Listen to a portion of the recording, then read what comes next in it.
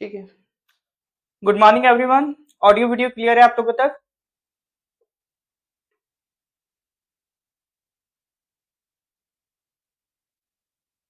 हाँ जी सर।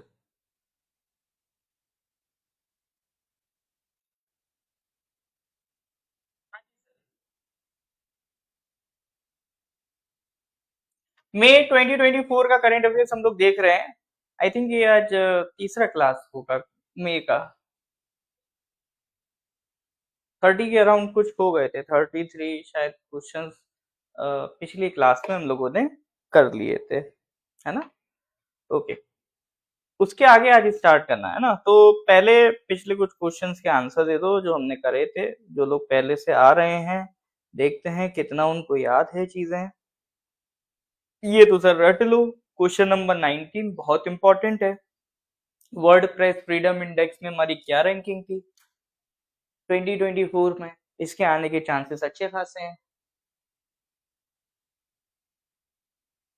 इसका correct answer क्या था सर?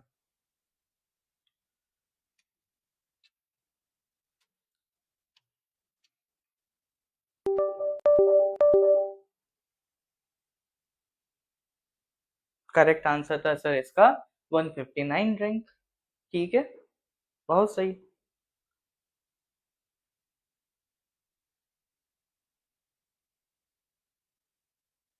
लास्ट क्वेश्चन हम लोगों ने ये पढ़ा था, एक supersonic missile assisted release of torpedo system, smart system अभी डेवलप हुआ है टॉर्पेडो के लिए। ये आपका किसने डेवलप किया है?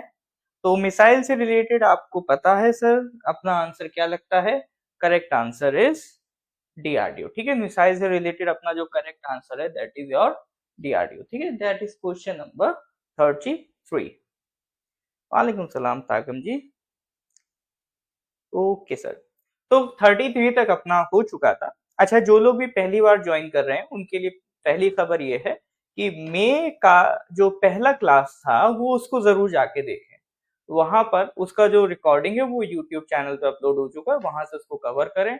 वो इसलिए आपको देखना है सर क्योंकि जो भी मैंने बातें बताई है कि किस तरह से करंट अफेयर्स आपको रेडी करना है, कितने महीने का करंट अफेयर्स पढ़ना है ना, किस तरह से नोट्स बनाने, वो सारी जो चीजें हैं वो हर महीने की करंट अफेयर्स की पहली क्लास की शुरुआत में ही मैं डिस्कस कर लेता हूँ, ताकि बाकी अगर कोई बीच में नए स्टूडेंट ज्वाइन भी करते हैं तो बार बार रिपीट करने में टाइम ना जाए, वो डायरेक्ट उसको वो रिकॉर्डेड वाला पार्ट जाके उसको देख के खत्म कर दें, है ना? चलिए, बाकी इसकी जो रिकॉर्डिंग है वो यूट्यूब चैनल पे मिलती जाएगी आपको। कल वाली शायद नहीं हो पाई है, वो मैं एक बार देख लूंगा, वो भी आज मैं करवा दूंगा, है ना, शेड्यूल करवा दूंगा आज। फिर बचता क्या है सर आपका? चलिए, हाँ, पीडीएफ। पीडीएफ भी सर वहीं से डाउनलोड कर सकते हो, यूट्यूब में आप देखोगे तो हर वीडियो के डिस्क्रिप्शन में पीडीएफ डाउनलोड करने का लिंक आपको मिल जाएगा। Okay sir. चलिए, तो ये था सर क्वेश्चन नंबर 33। तो आज से स्टार्ट हो रहा है क्वेश्चन नंबर 34। तो क्वेश्चन नंबर 34 ये रहा आपकी स्क्रीन पर। क्या है sir question number 34? Which of the following organization has become the sole authority for issuing manufacturing licenses for new drugs meant for export? Drugs को एक्सपोर्ट करना है, उनको चाहिए होता है लाइसेंस। ठीक है, उनको जो ड्रग्स एक्सपोर्ट होते हैं उनकी मैन्युफैक्चरिंग के लिए चाहिए होता है लाइसेंस। तो कौन सी authority has become the sole authority for manufacturing of for issuing manufacturing licenses for new drugs meant for exports? अभी थोड़ा सा एक ड्रग्स को लेके काफी कंट्रोवर्सी हो गई थी, मतलब काफी मतलब कुछ कंट्रीज थी जिनको इंडिया में ड्रग्स पहुंचे थे, बट वो ड्रग्स की वजह से बच्चों की मौतें हुई थी। तो हमारी जो फार्मा कंपनीज है उस पर बड़े सवाल खड़े हुए थे। तो गवर्नमेंट ने अब ये कहा है भाई, सीडी एक ही ऑर्गेनाइजेशन है, चलो अब नाम निकल ही गया तो बोल देता हूँ, CDSCO, it will be the sole authority, है ना, ताकि ऐसा ना हो कि वो एक दूसरे पे इल्जाम तराशी करें कि नहीं सर उसका काम था उसका काम था। अब CDSCO को जिम्मेदारी दे दी है कि जो भी एक्सपोर्ट होते हैं ड्रग्स उसकी मैन्युफैक्चरिंग का जो लाइसेंस है, प्रोडक्शन के लिए लाइसेंस है, वो CDSCO देगा। तो अब रिस्पॉन्सिबिलिटी किसकी है? CDSCO की है। तो देख लेते हैं सर CDSCO क्या है। Correct answer is CDSCO। तो यहाँ पर सीडीएसयू के बारे में देख लेते हैं। ये है क्या sir? Central drugs and standard control organisation. ये बेसिकली इसका पर्पस क्या है? इसका पर्पस ये है कि सर देश भर में जो ड्रग्स बनते हैं उसका जो स्टैंडर्ड तय होता है वो यही करता है। It is the national regulatory authority of India for the medical devices industry under the provisions of drugs and cosmetic rules. Works under the Ministry of Health and Family Welfare. Drugs Controller General of India is the head of the CDSCO. ठीक है, आप दो नाम बहुत सुनोगे, drugs controller general of India, दूसरा नाम सुनोगे सीडीएससीओ। ये दो नाम ज्यादा सुनोगे sir, drugs controller general of India और दूसरा नाम क्या सुनोगे सर आप? सीडीएससीओ। तो सीडीएससीओ एक ऑर्गेनाइजेशन है और उसका जो हेड है वो है डीसीजीआई। इनका काम होता है नए ड्रग्स को अप्रूव करना, जो क्लिनिकल ट्रायल्स होते हैं उसको कंडक्ट कराना, ड्रग्स के बनने के लिए स्टैंडर्ड देना, ठीक है, जो ड्रग्स इंपोर्ट हो रहे हैं उनकी क्वालिटी को कंट्रोल करना, coordination of the activities of the state drug control organisation. तो ये सारे काम होते हैं सीडीएससीओ के। आपको क्या ध्यान रखना है? आपको एक बात तो ध्यान रखनी है कि CDSCO comes under the ministry of health and family welfare. दूसरी चीज ध्यान रखनी है कि सीडीएससीओ का जो हेड होता है वो कहलाता है DCGI, drug controller general of India, है ना। दो बातें पकड़ के चलनी है यहां से। आई होप ये क्लियर है। कोई डाउट है? क्लियर है तो गिव मी थम्स अप। यहां से कोई दिक्कत है तो बताइए। फिर मूव करते हैं सर अगले क्वेश्चन की तरफ, question number 35। Recently, who among the following has become the first Indian bowler to take 350 wickets in T20 cricket history? बताइए, who among the following has become the first Indian bowler to take 350 wickets in T20 cricket history? Ravindra Jadeja, Ravichandran Ashwin, Yuzvendra Chahal या जसप्रीत बुमराह। चार option है sir. First Indian bowler to take 350 wickets in T20 cricket history. Question number 35। Sports से related सवाल है। Last year में इस तरह के क्वेश्चन देखने को मिले हैं। क्रिकेट में कोई रिकॉर्ड बना है विकेट्स वगैरह का, उस पर क्वेश्चन देखने को मिले हैं, तो ये क्वेश्चन उस लिहाज से आपके एग्जाम के लिए जरूरी हो जाता है। चलो इसके करेक्ट आंसर की बात करें तो correct answer is Yuzvendra Chahal. तो question number 35 correct answer is C. ठीक है, चलिए नेक्स्ट क्वेश्चन पे आते हैं सर। क्वेश्चन नंबर 36 क्या कह रहा है? As per recently release world migration report 2024, ठीक है, as per recently released World Migration Report 2024, which of the following countries has become the first country to receive over $100 billion in remittances in 2022? एक report है world migration report. Migration मतलब जो लोग एक country अपनी country छोड़ दूसरी country में काम करने जाते हैं तो उस प्रोसेस को क्या कहते हैं? माइग्रेशन। माइग्रेशन किसी भी वजह से हो जाता है। कई बार कंट्री में नेटिव कंट्री जहां से आप बिलोंग करते हैं हो सकता है वहां के हालात अच्छे ना हो, इसलिए माइग्रेट करना पड़ जाता है। या फिर कई बार इकोनॉमिक प्रोस्पेरिटी नहीं होती है ना, अपॉर्चुनिटीज की कमी होती है जिसकी वजह से लोग माइग्रेट कर जाते हैं। तो उसी को ये रिपोर्ट पब्लिश करती है जितना भी माइग्रेशन दुनिया भर में देखा जा रहा है। अब इनमें से पूछ रहा है which has become the first country to receive over $100 billion remittances in 2022। Remittances क्या होता है? जैसे यहाँ के लोग मान लो अमेरिका या दूसरी कंट्रीज में जाके काम करते हैं तो वहां से वो अपने देश पैसा भेजते हैं, तो वो जो पैसा हमारी कंट्री में रिसीव हो रहा है वो क्या कहलाता है सर? रेमिटेंस कहलाता है। ठीक है, तो ये वैसे मेजोरिटी आप लोगों को पता होगा। दूसरे देश में जाके आप जो भी अर्न करोगे फिर जो अपने देश भेजोगे वो कहलाता है रेमिटेंस। तो रेमिटेंस तो सर जिस कंट्री में भेजा जा रहा है उसके लिए तो फायदे की चीज होती है ये। और अभी तक अगर आपको पता हो, वैसे इसका आंसर आसान है क्योंकि ज्यादातर लोग आप जानते हो कि रेमिटेंसेस के मामले में सबसे आगे भारत रहता है ना। सबसे ज्यादा रेमिटेंसेस दुनिया भर से किसको रिसीव होते हैं? इंडिया को रिसीव होते हैं। तो ऑब्वियसली बात है ये रिकॉर्ड भी किसने तोड़ा है? इंडिया ने तोड़ा है। 100 बिलियन, कितना था सर? $100 बिलियन, ठीक है। हाँ, इतना सर रेमिटेंसेस हमने रिसीव कराया। अब ये सर पहला चीज इसमें ये ध्यान रखना, ठीक है, एक तो ये फैक्ट ध्यान रख लेना, $100 बिलियन रिसीव करने वाला पहला देश बन गया है Bharat.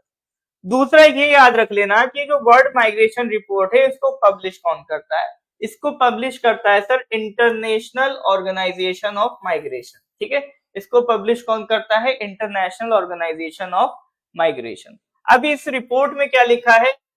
Significant shift in global migration pattern, world migration report is IOM, ठीक है। इसमें हाईलाइट क्या? हाईलाइट ये है कि sir Mexico, China, Philippines and France were the other 4 nations in the top 5 remittance recipient countries, ठीक है। यानी अगर आपसे वो पूछे कि टॉप 5 में कौन कौन आता है जो हाईएस्ट रेमिटेंस रिसीव करते हैं, तो इंडिया तो है ही सर टॉप पे। उसके बाद आप देखोगे तो मैक्सिको है, चाइना है और फिलीपींस है और फ्रांस है, ठीक है। ये 5 कंट्री हैं जो दुनिया भर में सबसे ज्यादा रेमिटेंस रिसीव करते हैं। अब जो मैंने बताया आपको वर्ल्ड माइग्रेशन रिपोर्ट, इसको कौन पब्लिश करता है? International organisation of migration. तो जो भी इंटरनेशनल ऑर्गेनाइजेशन पढ़ो तो आपके मन में डायरेक्ट सवाल क्या आना चाहिए? इसका हेडक्वार्टर कहां पर है, ठीक है। तो इंटरनेशनल ऑर्गेनाइजेशन ऑफ माइग्रेशन, इसका हेडक्वार्टर सर आपको कहां मिलेगा? जेनेवा, स्विट्जरलैंड में मिलेगा, है ना। काम सर वही माइग्रेशन जैसी चीजों को देखता है, intergovernmental organization that provides services and advice concerning migration to governments and migrants, including internally displaced persons, refugees and migrant workers। तो यहां से क्या क्या पॉइंट्स आपको ध्यान रखने हैं? सबसे पहला पॉइंट जो आपका क्वेश्चन था कि $100 बिलियन रेमिटेंस रिसीव करने वाला पहला देश कौन बन गया है? भारत, पहला पॉइंट। दूसरा पॉइंट आपको ध्यान रखना है कि सर आपका टॉप 5 रेमिटेंस रिसीविंग कंट्रीज कौन कौन से हैं? इंडिया है, मैक्सिको है, चाइना है, फिलीपींस है और फ्रांस है। तीसरा आपको ये याद रखना है कि जो वर्ल्ड माइग्रेशन रिपोर्ट है इसको कौन पब्लिश करता है? International organisation of migration publish करता है। फोर्थ पॉइंट ये ध्यान रखना है कि जो इंटरनेशनल ऑर्गेनाइजेशन ऑफ माइग्रेशन है उसका हेडक्वार्टर जेनेवा, स्विट्जरलैंड है। बात समझ में आ रही है कि नहीं आ रही है? ठीक है ना। तो देखो जब भी कोई भी मैं सारे पॉइंट्स आपको पढ़ाता हूं उसमें आपको पॉइंट्स हाईलाइट करा देता हूं और यही आपको अपने नोट्स में लिखने होते हैं। तो ये पूरी बकवास आपको नहीं लिखनी है, ये बस इसलिए है कि आप एक बार चीजें पढ़ ली, दैट्स एनफ। ये समझाने के पर्पस से मैं यहाँ पर लिख देता हूं एक बार, लेकिन नोट्स में आपके वही चीजें जानी चाहिए जो एग्जैक्टली उठ के आपके एग्जाम में पूछ ली जाए। नोट्स में ये सारी पूरी कहानी आपको नहीं लिखनी है, सिंपल जो 4 पॉइंट मैंने आपको बताए हैं वो 4 पॉइंट लिखो, बात खत्म। ना आपके लिए टेंशन ना हमारे लिए टेंशन, फालतू की एक्स्ट्रा चीजों से नोट्स को नहीं भरना है। आप ये मत सोचना नोट्स लिख लेता हूं कल इसकी किताब पब्लिश करवा दूंगा, प्रतियोगिता दर्पण को चैलेंज कर दूंगा, ठीक है, ये सब नहीं सोचना है। अपना काम बनता है, बाकी फिर नोट्स की कोई वैल्यू नहीं है। फिर उसके बाद आपसे अच्छी अच्छी राइटिंग में लिखने वाले मार्केट में हजारों तरह के पीडीएफ घूम रहे हैं। तो कंटेंट बनाने में फोकस नहीं करना, कंटेंट को एग्जाम रेलिवेंट अपने लिए बनाने की बस फोकस करना है, ठीक है सर। चलिए, तो दैट इज क्वेश्चन नंबर 36। आगे मूव करते हैं सर अगले क्वेश्चन की तरफ। Question number 37। Recently Kerala government has reported West Nile fever cases in 3 districts. The virus is spread by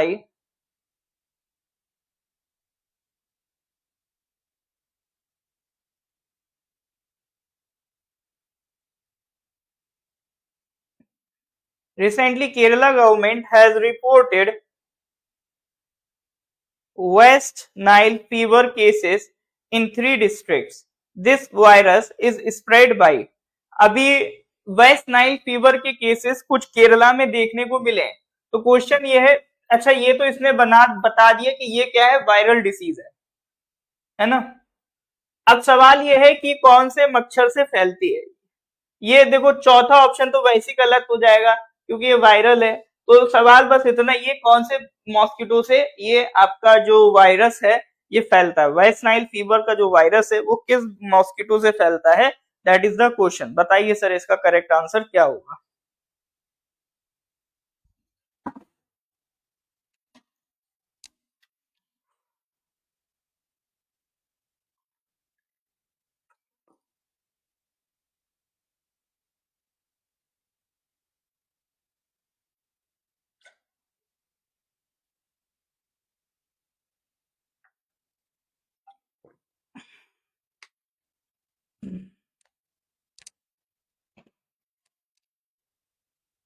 हाँ जी,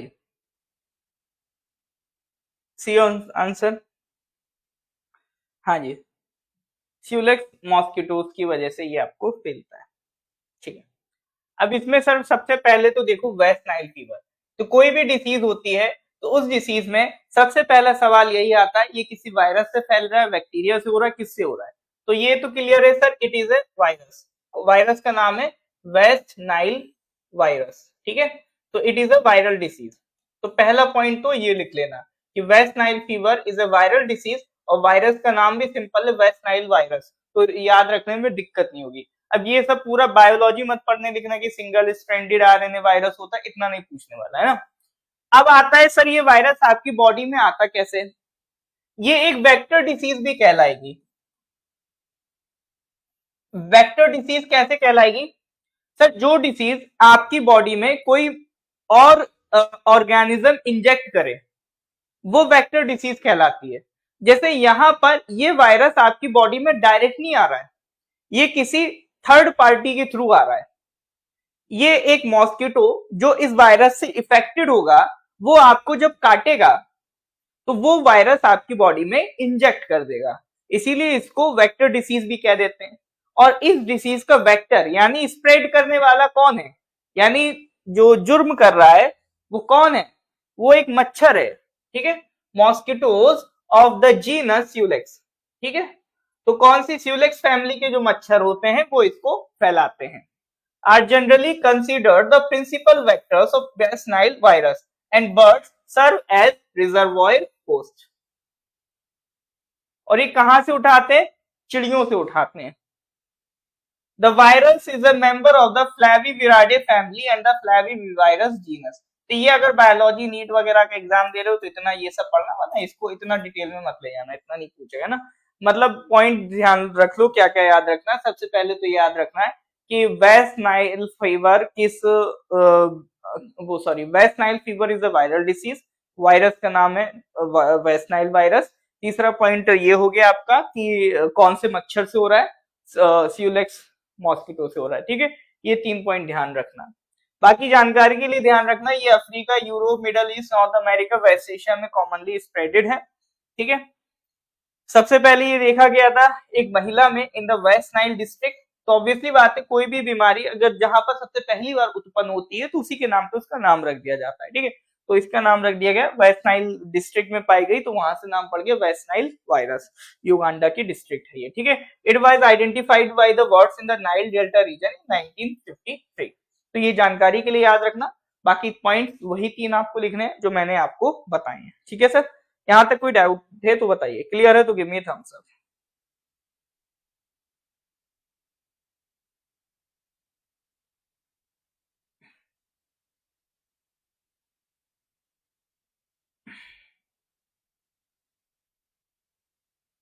हाँ जी, क्लियर है तो गिव मी थम्स अप।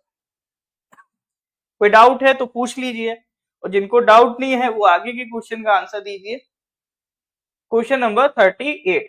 38 है sir, recently which of the following state government has taken steps to denotify the boundaries of Pulicat bird sanctuary, which includes 13 revenue villages, Karnataka, Odisha, Andhra Pradesh and Tamil Nadu। बताइए sir correct answer क्या होगा। Which of the following state governments has taken steps to denotify the boundaries of Pulicat bird sanctuary, which includes 13 revenue villages?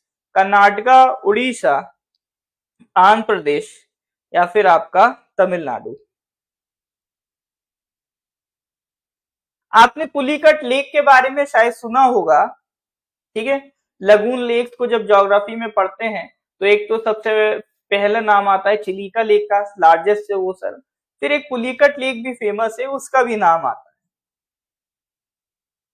हाँ, तो जो Pulicat lake को समझ पा रहे होंगे, तो पुलिकट लेक आपको क्या पढ़ाया जाता है, वो आंध्र प्रदेश में है। तो आप मेजोरिटी हिस्सा मतलब आंध्र प्रदेश में है उसका, इस वजह से उसको कह दिया जाता है वो आंध्र प्रदेश में है। तो हम लोग आंसर क्या लगा के चले आते हैं सर, आंध्र प्रदेश लगा के चले आते हैं। और ये अगर आपके एग्जाम में आ गया तो पहली बात तो बहुत से बच्चे समझ नहीं पाएंगे, और जो समझ जाएंगे उसमें से 90% जो है आंसर लगा के आएंगे आंध्र प्रदेश, और वो गलत हो जाएगा। ठीक है, करेक्ट आंसर इज तमिलनाडु। तो जो आपका वहां की पुलिकट बर्ड सेंचुरी की जो बाउंड्री है, तो उसको किसने डी नोटिफाई किया है सर, तमिलनाडु गवर्नमेंट ने डी नोटिफाई किया है। देखो ये जो बर्ड सेंचुरी है ना, ये पुलिकट के साइड, जो पुलिकट लेक के पास ही आपको पुलिकट बर्ड सेंचुरी देखने को मिल जाएगी। तो ये आपका पूरी तरह से आंध्र प्रदेश में नहीं है। ये देख लो सर, ये आपका बाउंड्री है दोनों की। ये देखो, ये आपका मान लो लेक है, ठीक है, ये लेक हो गया, ये आपका बाउंड्री है। तो इसका कुछ हिस्सा ये तमिलनाडु है, ये आंध्र प्रदेश है। तो मेजोरिटी हिस्सा तो इसका किसके पास है, तमिलनाडु के पास है, बट कुछ हिस्सा इसका आंध्र प्रदेश के भी पास है। तो आंध्र प्रदेश अपने हिस्से में तो चेंज कर ही सकता है। ठीक है, तो Tamil Nadu government has taken steps to denotify the boundaries, मतलब तमिलनाडु तो चेंज कर ही सकता है ना अपने हिस्से में, of Pulicat bird sanctuary which include 13 revenue villages. तो मतलब ये सब कुछ नहीं पूछेगा आपसे, बट अगर ये क्वेश्चन आ गया ना तो आंसर गलत कर दोगे आप, इसलिए मैंने इसको डिस्कस किया। तो आंसर ध्यान रखना इसका तमिलनाडु होगा। और दूसरी चीज ये याद रखना, ये जो बर्ड सेंचुरी बनी है under the wild life protection act 1972। देखो ये क्वेश्चन कई बार पूछा गया है कि वाइल्ड लाइफ प्रोटेक्शन एक्ट किस ईयर में पास हुआ है, ये क्वेश्चन आता रहता है, तो ध्यान रखना 1972। इसी तरह से इन्वायरमेंट प्रोटेक्शन एक्ट पे भी पूछा गया कई बार कि इन्वायरमेंट प्रोटेक्शन एक्ट किस ईयर में आया, तो इसका है सर 1986। ठीक है, तो ये दो क्वेश्चन कई बार पूछे गए, तो इन दोनों के जो लॉज हैं इनके कानून याद रखना। Most of the lake falls in Andhra Pradesh and less than 20% in Tiruvallur districts, Tiruvallur district in Tamil Nadu। ठीक है, तो ये ध्यान रखना, अगर आ गया तो फंस जाएगा। ये नोमी जी बाउंड्री पे है ना, थोड़ा सा ज्योग्राफी में एक्चुअली यही दिक्कत फंस जाती है। बहुत सारे माउंटेन्स हैं, लेक्स हैं, और नेशनल पार्क्स हैं जो किसी एक स्टेट में स्पेसिफिक नहीं है, तो उन्हें याद रखने में कई बार बड़ा कंफ्यूजन रहता है कि सर ये मध्य प्रदेश में काउंट करें कि इसे महाराष्ट्र में काउंट करें। तो वो जनरली ऐसे ही देख लिया जाता है, जिसके पास मेजोरिटी हिस्सा है उसी का उसको मान लिया जाता है। तो यही केस सर आपका पुलिकट लेक का था। तो ये चीज कई लोग फंस जाते हैं, कई लोगों को इसकी जानकारी होती नहीं है, तो इसीलिए मैंने इसको डिस्कस कर लिया। ठीक है, तो ये दोनों स्टेट से इसकी बाउंड्री शेयर होती है, but majority portion obviously Andhra Pradesh है, इसलिए आप ज्यादातर देखोगे किताबों वगैरह में आपको आंध्र प्रदेश लिखा मिलेगा। ठीक है, चलिए सर, तो ये अंदर खाने की बात थी, आपके एग्जाम में आ जाएगी तो फंस जाओगे, तो इसको ध्यान रखना। चलिए सर, यहाँ तक कोई दिक्कत है तो बताइए। क्लियर है सर, कोई डाउट है तो बताइए। क्लियर है तो give me thumbs up.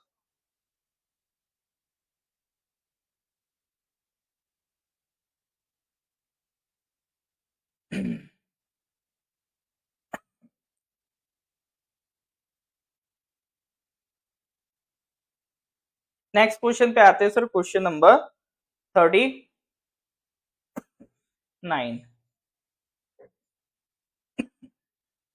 Recently, which of the following countries and Nagaland government has joined hands in construction of Kohima Peace Memorial commemorating World War II?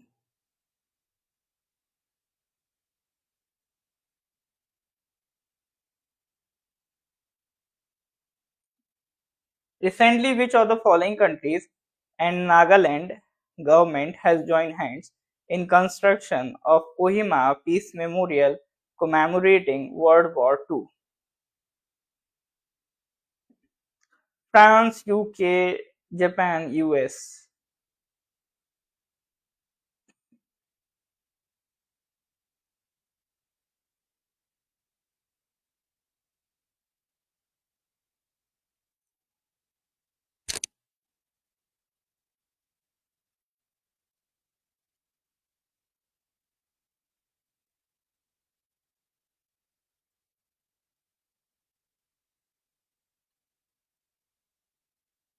Which of the following countries and Nagaland government has joined hands in construction of Kohima Peace Memorial commemorating World War II? तो Kohima peace memorial World War Two, क्योंकि एक battle of Kohima हुई थी ना आपका कोहिमा में, तो उसी को याद करने के लिए APSSB CGLE अब दिखा है आपका कमेंट, मेरे को तो दिख रहा है, आपको भी अब दिखेगा, दिख रहा है ना आपको? मेरे को तो दिख रहा है आपका कमेंट। तो कोहिमा पीस मेमोरियल जो बैटल ऑफ कोहिमा हुई थी वर्ल्ड वॉर टू के दौरान, तो उसकी यादगार में ये आपका मेमोरियल बनाया गया है। तो देख लेते हैं सर ये बैटल ऑफ कोहिमा थी क्या। देखिए सर, जो वर्ल्ड वॉर टू था उसमें जो एक साइड आपका जापान था, जर्मनी था, इटली था, ये सारे कंट्रीज से, दूसरी साइड में आपका यूएसए था, ब्रिटेन था, फ्रांस है ना, रशिया, ये कंट्रीज से। जो यूएस, ब्रिटेन, रशिया, फ्रांस ये वाला ग्रुप था, इसने इस वॉर को जीता था, और ये जो इटली, जर्मनी, जापान वाला ग्रुप था, इसने ये वॉर हार गए थे। तो ये जो जापान था ये इंडिया पे अटैक कर रहा था वर्ल्ड वॉर टू के टाइम। अब सर इनकी इंडिया से क्या दुश्मनी? इंडिया से दुश्मनी नहीं थी, but India was a colony of Britain. तो अगर इंडिया ब्रिटेन के हाथ से निकल जाता तो ब्रिटेन के लिए तो बड़ा लॉस वाली बात थी, बेइज्जती भी वाली बात थी, क्योंकि उस टाइम ब्रिटेन इस चीज का प्राउड करता था कि वो इंडिया जैसी बड़ी कंट्री को रूल करता है। तो ब्रिटेन ने सोचा, जापान ने सोचा इंडिया पे अटैक करते हैं, तो उन्होंने अटैक करने का जो प्लान था वो नॉर्थ ईस्ट से बनाया था, नॉर्थ ईस्ट इंडिया से उन्होंने प्लान किया था कि वो अटैक करेंगे। तो उनका जो रूट था वो कई सारे बैटल्स हुए थे सर, एक बैटल उसमें है जिसकी आज हम चर्चा कर रहे हैं, that is the battle of Kohima. ये वही सेकेंड वर्ल्ड वॉर के दौरान है, जो स्टार्ट हुआ था 4 अप्रैल 1944। डेट याद रखिएगा, क्योंकि हो सकता है आपसे एग्जाम में डायरेक्ट यही पूछ ले कि बैटल ऑफ कोहिमा कब स्टार्ट हुई थी, तो 4 अप्रैल 1944 को स्टार्ट हुई थी। तो ब्रिटिश और इंडियन ट्रूप्स लड़े थे against the Japanese offensive in the north east of India, ठीक है।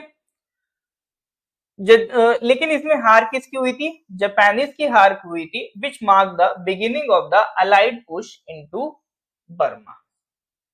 In 1944 during the height of second world war, तो जापान ने प्लान बनाया कि भाई वो इंडिया में बर्मा के थ्रू, जो आज का म्यांमार है, उसमें एंटर करेंगे, और प्लान का नाम था ऑपरेशन यूगो।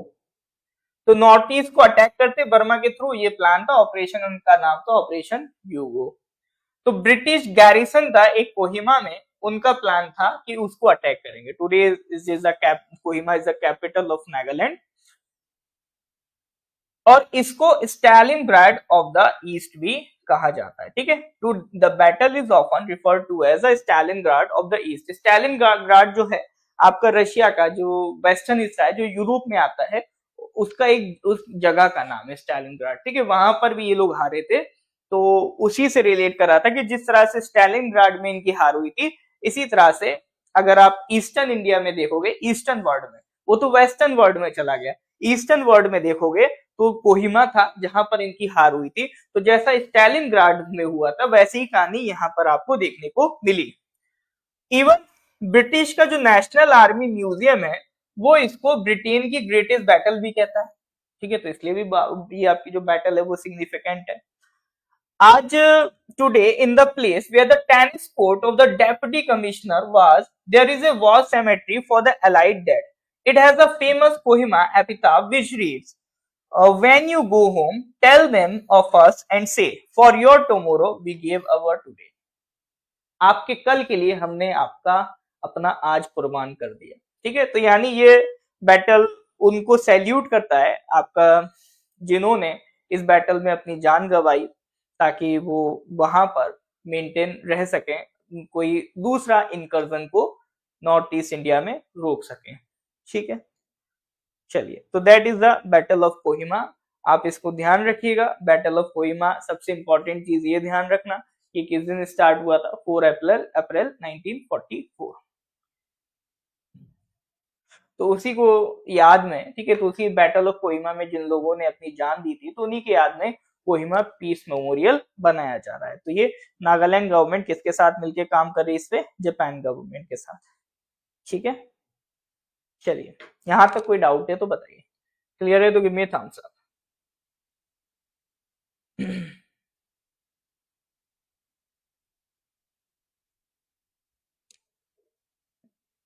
चलिए, नेक्स्ट क्वेश्चन पे आते हैं sir. Question number 40, which of the following institute has unveiled a comprehensive set of 17 dietary recommendations?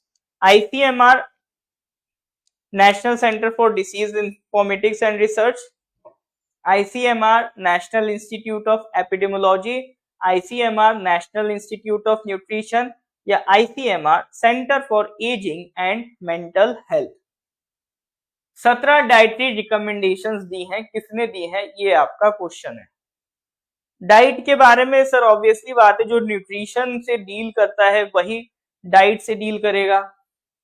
तो इसमें disease, epidemiology, ageing, mental health से रिलेटेड तो कुछ ऑप्शन लग नहीं रहा है। इसमें जो मोस्ट सुटेबल ऑप्शन है वो न्यूट्रिशन, सी वाला ही है। बिल्कुल सही बात sir, correct answer is C, ICMR, national institute of nutrition. तो उन्होंने 17 रिकमेंडेशंस दी हैं, इसको आराम से आप पढ़ लेना। वैरायटी ऑफ फूड्स खाइए to ensure a balance diet. ठीक है, pregnant women and new mother should have access to extra food and health care. इसी तरह से 17 पॉइंट्स है, उसको एक बार आप पढ़ लेना, है ना। तो पढ़ाई के साथ साथ हेल्थ का ध्यान रखना भी जरूरी है, इसलिए मैंने यहाँ पर मेंशन कर दिए। तो इसको पढ़ लेना, एग्जाम के लिए मत रटने बैठ जाना, अपनी खुद की जानकारी के लिए पढ़ लेना। चलिए जी, तो आ जाते हैं सर अगला question, question number 41। Dilip Sanghani has been elected as chairman of which of the following organization? बताइए, question number 41, Dilip Sanghani has been elected as chairman of which of the following organization? Krishak Bharat cooperative limited, Indian farmer fertilizer cooperative limited, Rashtriya chemicals and fertilizers limited या India potash limited? उसमें अभी sir edit हो रहा है, ठीक है, ये वाला भी मैंने अपलोड नहीं किया, ये मैं आज डाल दूंगा। आपको जो पीडीएफ मिली है ना, उसमें जितने क्वेश्चंस बन गए हैं वो मैंने डाल दिए हैं। उसमें जैसे जैसे इन्फॉर्मेशन एड ऑन होती जा रही है ना, ताकि क्वेश्चन एटलीस्ट आप प्रिपेयर कर लो, तो जैसे जैसे इन्फॉर्मेशन एड ऑन होती आ रही है वो मैं इसमें करवाता जा रहा हूँ।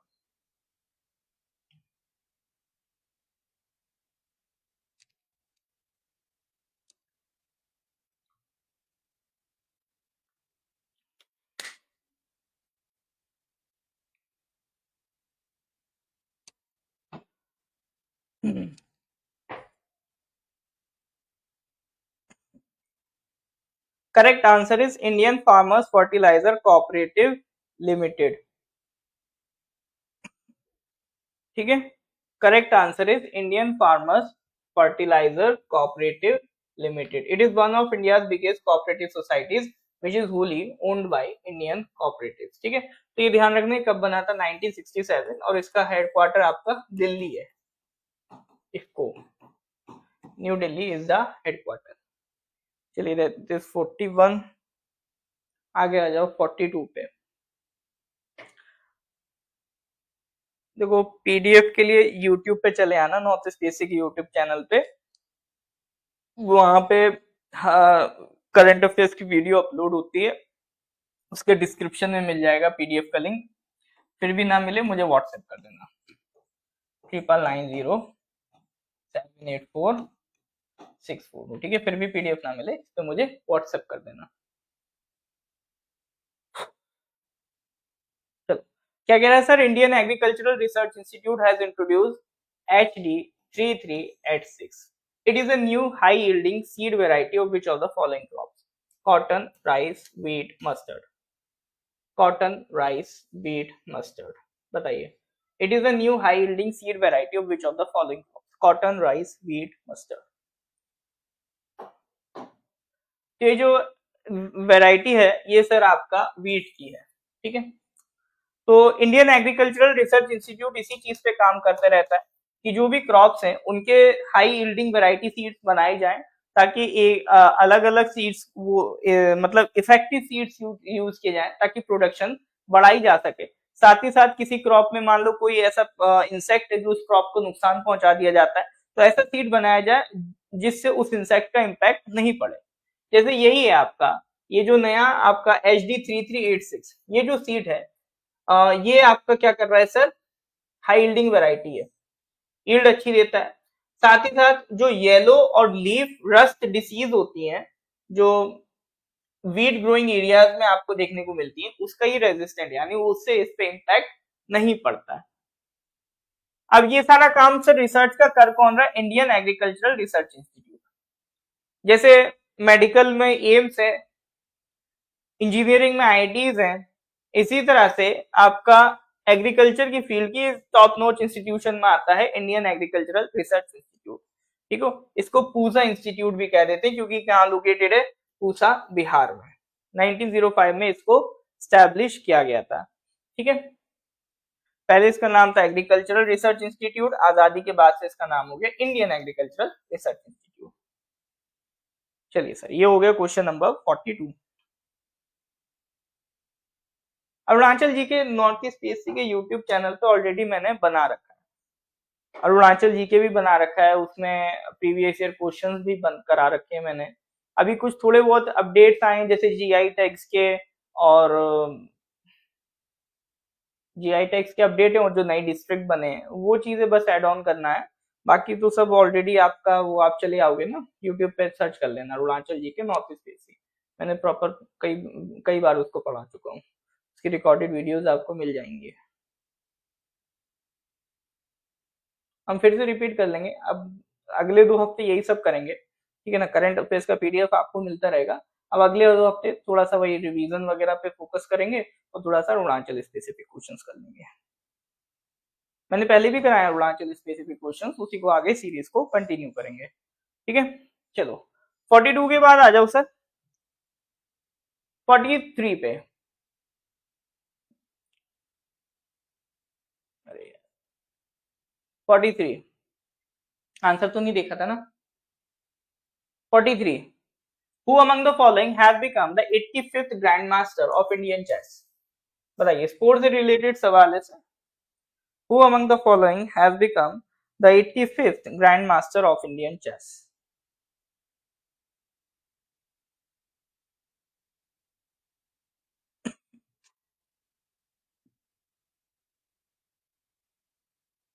एटी फिफ्थ ग्रैंड मास्टर कौन बन गए सर? हाँ जी, correct answer is P Shyam Nikhil, ठीक है। आंसर ध्यान रखना, P Shyam Nikhil has become the 85th grand master. All right, next question, question number 44। Recently, Indian Air Force has inducted Rampage missile. Indian Air Force had inducted Rampage missile for enhanced combat capabilities. It is a surface to air missile, air to surface missile या फिर anti satellite missile. Rampage air missile की बात हो रही है। Indian air force has inducted Rampage missile for enhanced combat capabilities. It is a surface to air missile, air to surface missile या anti satellite missile. 4 option दे रखे हैं sir, correct answer आपको बताना है।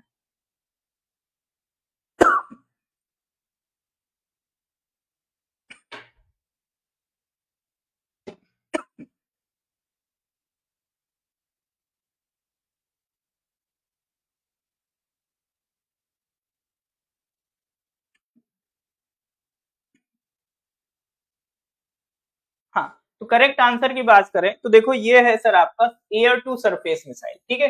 ये अब ऑब्वियसली बात है, एयरफोर्स इंडक्ट कर रहा है तो एयर से ही मारेंगे, है ना, वो जमीन से क्यों मारने लगे। तो एयरफोर्स इंडक्ट कर रहा है तो यहीं से आप समझ जाओ कि एयर से ही हो रही होगी सर। तो एयर टू सरफेस मिसाइल है सर आपका ये, और लॉन्ग रेंज सुपरसोनिक मतलब साउंड से ज्यादा स्पीड है। Air to ground seekerless precision strike missile, और इसको डेवलप किया है इजराइल की एरोस्पेस इंडस्ट्री ने। रैमपेज मिसाइल पे दो क्वेश्चन तो आपके बन सकते हैं, पहला तो यही कि ये एयर टू सरफेस मिसाइल है, पहला पॉइंट ये ध्यान रखना। दूसरा, इसका ओरिजिन इजराइल, ठीक है, किसने बनाया इसको, इजराइल ने बनाया। अभी जो ईरान पे मिलिट्री बेस पे अटैक हुए थे उसमें भी ये रैमपेज मिसाइल का यूज किया गया था, ठीक है। तो अब इसे इंडियन एयरफोर्स भी इंडक्ट कर रहा है, इसको ध्यान रखना।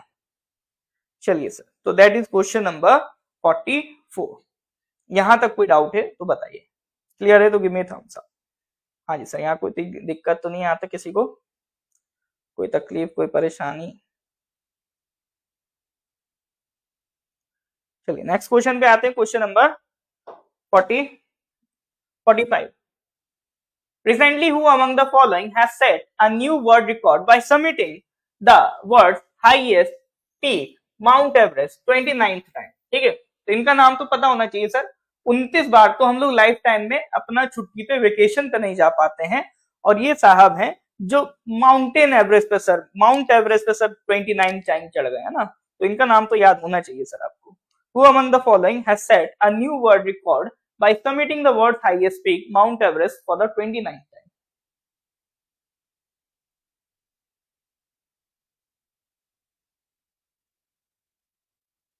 इनका नाम तो सर बिल्कुल अच्छे से रटा होना चाहिए, तो बड़ी बात है सर, हम लोग तो छुट्टी 29 बार नहीं मनाते हैं, ये भाई साहब 29 बार माउंट एवरेस्ट पे चढ़ गए, ठीक है। तो करेक्ट आंसर इज कामिरीता शेरपा, ठीक है। करेक्ट आंसर क्या है सर आपका, कामिरीता शेरपा। चलिए सर, ठीक है, तो आज फिर यहीं तक रखते हैं। तो लेक्चर अच्छा लगा हो तो लाइक कर दीजिएगा, कलीग्स के साथ अपने इसको शेयर कर दीजिएगा। आगे देखो, करंट अफेयर्स में ले ही रहा हूँ, वैल्यू एडेड कंटेंट भी बीच बीच में अपन ऐड करते रहेंगे। अब जैसे हेड कांस्टेबल आ रहा है तो उनके लिए जो अपना स्टैटिक पोर्शन है वो भी रिवीजन मैं करवाऊंगा। अलग अलग तरीके से सर रिवीजन हमारा चलता रहता है। तो इस बार सोच रहे हैं कि इकट्ठा subject wise previous year questions का डिस्कशन आपका करवा दिया जाए, जितने भी एपीएसएसबी में आए हैं। जैसे लास्ट टाइम तो मैंने क्या करा था, अरुणाचल जी के उठा लिया है ना, तो उसका एक अलग सीरीज बनाया मैंने। जितने भी पीवाईक्यूज में प्रीवियस ईयर क्वेश्चंस में अरुणाचल जी के क्वेश्चन आए हैं वो उठाए, उसे काफी फायदा हुआ था, उसे क्वेश्चन फंसे भी थे पिछली बार काफी, तो ये बड़ी अच्छी बात थी, ठीक है ना। तो प्रीवियस ईयर क्वेश्चन पे इस बार हम फोकस करेंगे, आप लोगों को मजबूत कर देना है प्रीवियस ईयर क्वेश्चंस में, ठीक है। चलिए सर, तो ये यहाँ तक की कहानी रखते हैं, फिर मिलते हैं सर अगली क्लास में। Till then goodbye, have a nice day.